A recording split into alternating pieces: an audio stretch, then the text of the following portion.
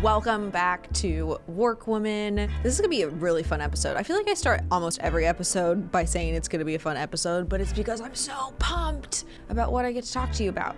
And this one hits home for more businesses than I think I realized. As our team grows and as the work that we do continues to expand into different industries and hundreds of businesses that go through our platform review process, it's fascinating to me how a business can spend $150,000 for our team to do a deep dive into where their marketing strengths and weaknesses are, what the target market looks like in order for them to be able to expand and get more of those types of clients, what their expansion analysis looks like and which locations they need to go into. And then the final section is the people section. And I've talked about this a couple of times where I used to say that the people section is the best section, but now I talk about how the financial modeling section is the most important and the best section, because without clarity around your financials, it's really hard to create a strong culture. In episode 43, I go deep into how to motivate your team using compensation, and it's been an awesome learning experience for me over the last 2.5 years of delivering these platforms and really getting to work hands-on with these clients in their businesses, because the premise of why people hire us is they want to grow. Some businesses literally want to go 10x. They want to go from $2 million today to $20 million, or they want to go from $20 million today to $200 million. Some businesses want to 4x, others want to 100x. Like, it really does run the gamut, and that's what makes my job fun. That's what makes the work that we do interesting and exciting, because all of these businesses are different. However, what is surprising to me is how we can spend 6 months doing this deep dive, and a business owner is committed enough to invest $150,000 in us putting this together and working with them and training them. And then we will get to the delivery, and all of this information will be laid out with the opportunity and where they need to expand and what timing makes sense, and the financial structure that needs to follow along with it, and the marketing plan, all of this stuff. And we get to the last section, which is the people section. And the business owner at that moment states that they are unwilling to get rid of one of their top producers, or they're unwilling to get rid of the family member who is a complete drainer in the environment, or maybe it's somebody who's been with the business for a long time and they just have this affinity for this team member. It's wild to me, wild that a 10x, a literal like 10 times bigger opportunity is available to them, and this picture is in front of them, and it's hard for them, and sometimes they refuse to do the one thing. Like, it's not all of the things. It's not the marketing, it's not the finance at that point, it's not the SWOT analysis that they need to implement. It's handling and addressing the one person in the culture that they are unwilling to get rid of. And I've broken this down into 3 categories because as we have delivered these, they really do fall into these 3 buckets. It's either the top performer. So what this looks like is there's a top performer that's either in the sales side of the business or that's in the service side of the business that outperforms everybody else, that likely does twice as much production, maybe even 3 times more production than everybody else. And the fear is if you remove that performer, then the business is going to crash. The revenue will go down, clients will be upset, it will be a huge state of emergency for the business. That's one bucket. The second bucket is the family member. That could be the brother, the aunt, the sister, the uncle, the cousin. It's a family member. And in a recent delivery, we actually had both of these scenarios. We had one person that had a top performer. We had one person that had a family member. As soon as you put the family member in the dynamic, you see the dynamic change. The executive team no longer wants to share their ideas and their thoughts, and the family member starts to kind of overtake the conversation, and the business owner just sits there, and you don't have to be in the environment for more than 45 seconds to fully understand what is going wrong in the environment, because the least experienced person is calling the shots and making it so uncomfortable for everybody else. And so then there's a third category. And just before I move on to that, the second category, the fear, would be obviously alienating the family member, right? Not having the same relationship, really severing something that would make an impact for a long time. Family holidays, big milestone events. So that one is certainly more emotional than the top performer, but the top performer has this like pull because the business, like the emotional element of the business underperforming all of a sudden because that person has left is just as difficult for people to grasp. The third one that probably is the most easily handled, but still in this category, would be the long-term employee. This is the person that may have started it with you, even though you're the leader and you're the entrepreneur, and likely took on all the financial risks. They've been there for a long time. They know where all the bodies are buried. They didn't ever document their processes, so they are kind of like the linchpin for every single thing that happens in the organization. You know that if they were to leave, they kind of hold the keys to the kingdom. There could be a scenario where if they are just a great long-term employee, that it's not so much that they're manipulative, like with the hold the keys to the kingdom type of thing, and that they could ruin you if they left, but it would still be very difficult and emotional to let them go because they've been with you for so long and you're just okay with dealing with that. Those are the three types of team members that we see. And to the extent that you do not handle these team members once you have made the commitment, once you have decided that you are going to expand, you will have a difficult time expanding. I'm not going to say that it's going to be impossible, but it will likely be next to impossible for you actually to hit those goals. And I'm going to go through those reasons now. One of the reasons why it's going to be impossible for you to hit the goals is your ability to bring on new team members who are capable of being able to help you grow and who could add value. It's going to be difficult because they're going to see this dynamic. Again, you don't have to understand, you don't have to ask a bunch of questions in order to see when there's somebody in the environment that's causing issues, when there's the drainer in the environment.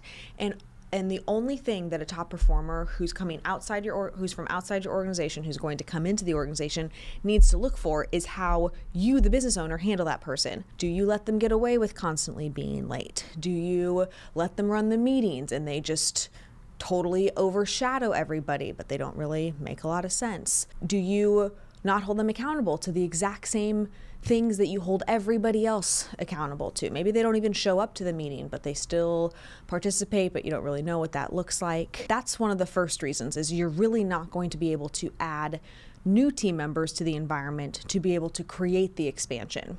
Now, the second piece, which might even be worse than the first one, would be your existing team not taking you seriously, that you're really going to change. Because for them to start to be accountable, for them to hold themselves to this new standard of growth and to make that change, they're initially going to be resistant.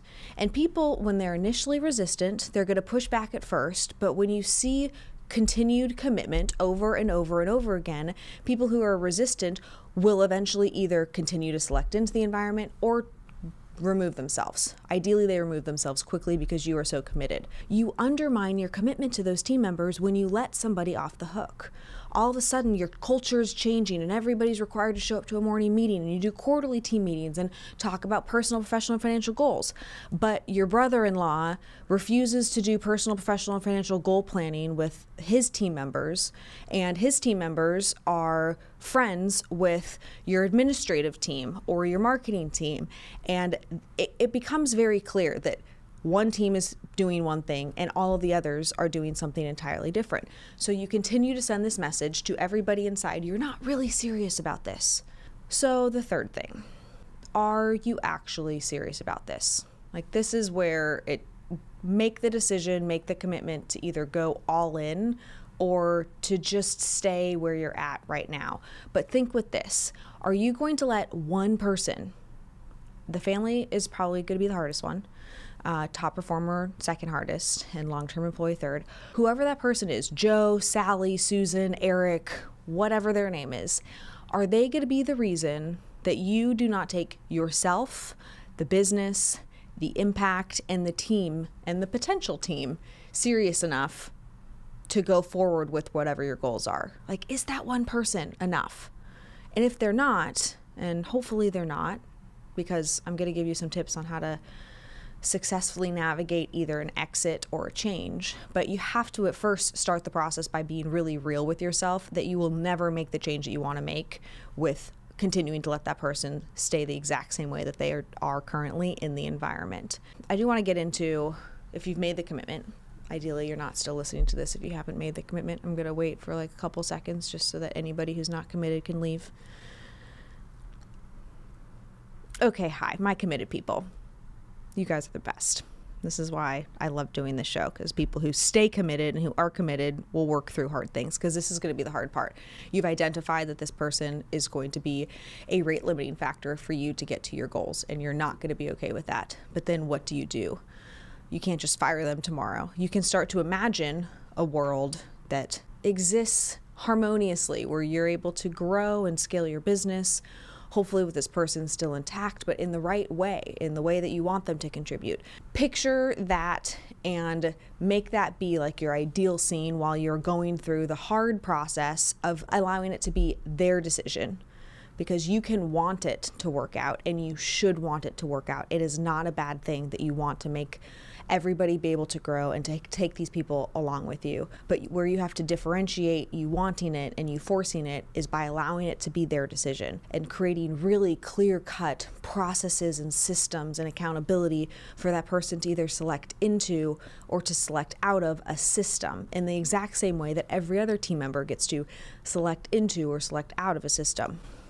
So, first things first, core values. This is where our handy dandy core values come into play. The episode for core values, I will get that to you in like just a second. If you don't have core values, I highly recommend you use it, but this is where the rubber meets the road for how you actually use core values. What I say on that podcast and what I'm going to also say now is I am a bias fan of our own core values because I know that they work. And this is the perfect example for why one of our core values works. And that core value is discipline. So in most cases that we find these three different buckets of underperformers or maybe top performers, but people that you have to handle, they are not doing the exact same things that everybody else is doing. Discipline in our environment, we even go to the extent of defining what discipline is. Discipline is doing the things you say you're going to do. If the top performer lashes out at a team member and then afterwards apologizes, maybe they don't even apologize. So how do you fix this problem? Again, I know that this is sensitive, and if it was easy to handle, you would have handled it already. One of the episodes that I'm going to be recording very soon is core values. And in the core values episode, we're going to go into the core values that I recommend. And the reason I recommend them is because I actually use them in scenarios like this. So that will be like the 101 as to why core values are important, what they should be, like the list of approved ones, which ones suck. But on this one, you're going to get access to like the 201, which is like, how do you actually use this in a difficult situation? They aren't just fluffy little words that you put into place and throw them up on a wall. How do you use it? One of our core values is discipline. And in this particular example, when it comes to team members who are creating bad cultures, most of the instances that our clients share with us are around the discipline of that team member, meaning if they're the top performer, they don't think that they have to put sales notes in your CRM because they're the best at doing sales. Or if it's the family member, they don't have to implement certain processes because, you know, they don't really like processes and processes aren't important to them. Or maybe if it's the long-term employee, they show up late, they don't really move as fast as the rest of the team, they turn in things late. And so you can see all of these types of problems can exist, and you put in a word like discipline and you actually define it. So for us at Cardone Ventures, when we say the word discipline is a core value, we mean that you do the things that you say you're going to do. That's our definition of discipline. You do the things you say you're going to do. So if somebody tells me that they are going to submit a report by 5 o'clock on Friday. Now, rarely, just like an aside on that, rarely do people tell me, oh yeah, I'll submit a report to you at 5 o'clock on Friday, Natalie. It's always, hey, I need this report by 5 o'clock on Friday. I don't live in this magical world where people just send things on time or suggest to send things to me just to make sure that everything is organized. Like, I ask for it. But as soon as I get the commitment back, and as soon as you get commitment back to do the HubSpot or the CRM notes, or you do ask for somebody to show up on time and set that as an expectation. When they do not do it, you have to remind them, hey, remember that our core value is discipline? Oh, yeah. I remember that from the interview process where I had to make a presentation about how I've been disciplined in previous work environments. Okay, great. Yeah, so when I asked you to put the report in my inbox at 5 and you didn't get it to me till Monday at 2:30, is that you doing what you said you're going to do? Well, no. And that conversation plays out.